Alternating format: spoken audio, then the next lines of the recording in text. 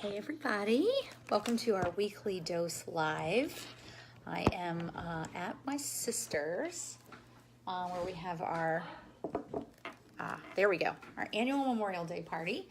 And but did not want to miss out on the opportunity to share with you guys tonight. So if you are new to us, welcome to our weekly dose of success God's way. This is Erin Harrigan, your Hustle with Heart coach, helping everyone attain results for total health with Arbonne and helping entrepreneurs align results to God's truth. So I'm coming to you tonight. This one will probably be a little bit shorter than usual. But I am super excited to bring this topic to you tonight because I've really been working through that this week. And it's really about connecting faith with action. So, I think a lot of times as God-centered entrepreneurs, we're so tuned into our faith. We're so tuned into what does God have next for me? And Lord, where do you want me to go?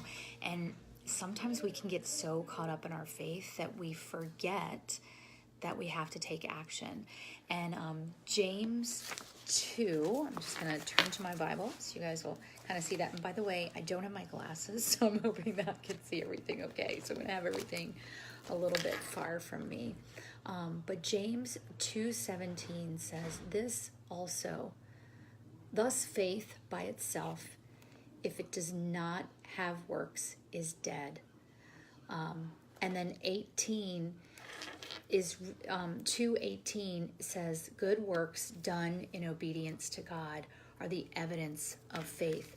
So the question is, how are we as God-centered entrepreneurs exhibiting our faith if we're not taking action, if we're not having the conversations that we need to have in our business, if we're not providing the service that we need to have in our business? We've said this so many times before that God has given us this vehicle of our business to show up in His kingdom, to make a difference, to be of service. But if we are not exhibiting that through action, are we truly honoring God? So I faced that this week, really over the last couple of weeks, as I felt God beginning to create a vision for what the next 5 years of my business would look like. And it required action. And quite honestly, it required action that I hadn't taken in a while, because I knew to the core of my being that God had not called me to take that action yet at that time. But this week, it started to become abundantly clear through my time in the Word, through my time in prayer and journaling, that He was calling me to take action. And so I had to ask myself, am I going to be obedient, or am I going to stay in my bubble and just watch what He does? And was I really honoring God if I were staying in my bubble and just watching and not taking action? So here's what I want to really drive home for us tonight, and that is our faith in believing what He has planned for us, the purpose He has for us, is demonstrating by living out and doing the action that He's called us. But it was interesting today, I was watching the Maryland women's lacrosse team clinch the national championship, go Terps, and one of the reporters was saying that they were overhearing what was being said in the opposing team's huddle. And one of the things that was said, I'm paraphrasing, was that urgency is not the same as speed. So in other words, you need to be urgent in the plays that you're making. You need to be intentional in the plays that you're making, but slow it down. Don't rush through it. Don't hurry through it. And to me, that really speaks to us being intentional in the action that we're taking with the Lord, to having a deep desire to be obedient and to serve those that He's called us to serve. But it's also, what are the priorities we're setting for our business? So yes, we have to set goals, and we have to make sure those goals align to what the Lord's calling is on us. But are we then taking the action?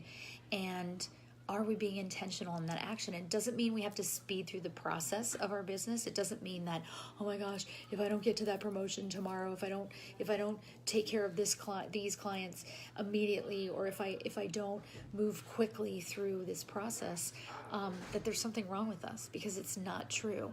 One of my mentors is very famous for saying, little step, little step, little step, look for the opportunity. So what is that opportunity, and how can we take small steps to work toward the big piece? And are we celebrating those milestones as we go along? Finally, in James 1:22, it says, be doers of the word, not hearers only. And you know what, guys, obedience is not easy, because we have planned out humanly what we want to get done. We know the milestones we want to hit. We know what success looks like according to the world. But being obedient means we have to step back and see it the way God sees it. Sometimes it means we have to slow things down. And you know what? God gets that. He gets that it's not easy for us to be obedient, but he still calls us to it. And what we have to remember is that in our obedience, we have to allow him to handle the outcome and apply his principles from our Bible to take the action that he's called us to take, to equip us for the obedience that he's called us to be. And we have to, at the same time, going back to the piece about urgency and being intentional, but also the, little step, little step, little step, look for the opportunity. We have to honor those who we're serving and those who are in our business, that they have a different journey than we do. And so that means that sometimes, while we have mapped out what our system and our process looks like, we may have people in our business that say, I definitely want that, and I want to reach that milestone, but my timeline for reaching that is longer. And because of that, I want to take little steps. And we have to honor that. We have to honor that, because you guys, when we're honoring that, when we're serving our clients, when we're serving the people in our business who are taking the same path as us, but perhaps at a different speed, we become better leaders. We become the godly leaders, and we can guide them and we can nurture them the way that God has called us to do. So here's your action. I would love to direct you to the book of Haggai in the Bible. And this is such a fantastic book of the Bible that really talks about our call to duty for what God has called us to. And it's all about how the Israelites kept putting off rebuilding the temple for their own selfish reasons, and how they were not being fruitful because they were not being obedient to the Lord. And then the Lord's promise that this rebuilt temple would be even stronger, even more glorious than the original temple. And you guys, I really have been looking at this week, really from the recommendation of one of my coaching clients, and thinking, Lord, where have I stopped on my own accord, not yours, versus where have you told me to step back and stop? And if it is your time for me to move forward in this direction or that direction, first of all, show me the direction. And then I can hold tight to his promise that what I am building will be even more glorious for him than anything that I've built before. So I really want you to read Haggai. That's an action item for you guys this week. But look up James 2:17 and James 1:22 and ask yourself, are you taking the action?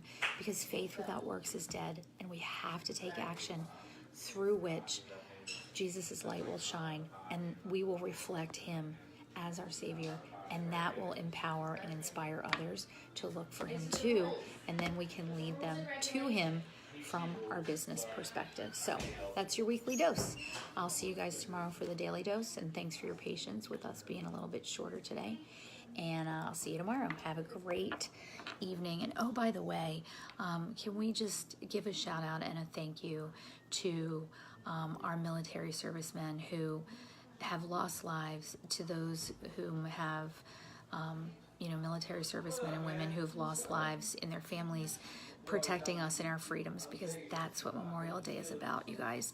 So while you're celebrating, while you're cooking out, whatever that looks like, just raise up a prayer for those families and thank them for protecting us and giving us the freedom to do what we do every day, especially as God-centered business owners. So I'll see you guys tomorrow for the Daily Dose. See ya.